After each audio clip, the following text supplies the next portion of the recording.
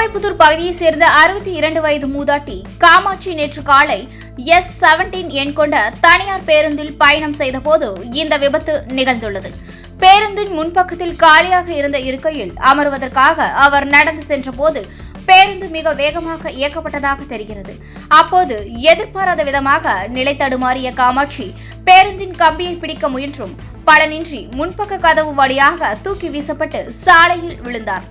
படுகாயமடைந்த அவரை அக்கம் பக்கத்தினர் மீட்டு உடனடியாக மருத்துவமனைக்கு கொண்டு சென்றனர்.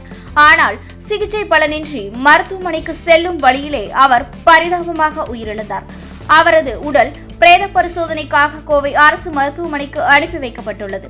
விபத்து குறித்த அதிர்ச்சியூட்டும் சிசிடிவி காட்சிகள் தற்போது வெளியாகியுள்ள நிலையில் இதுகுறித்து போக்குவரத்து காவல்துறையினர் தீவிர விசாரணை மேற்கொண்டு வருகின்றனர்.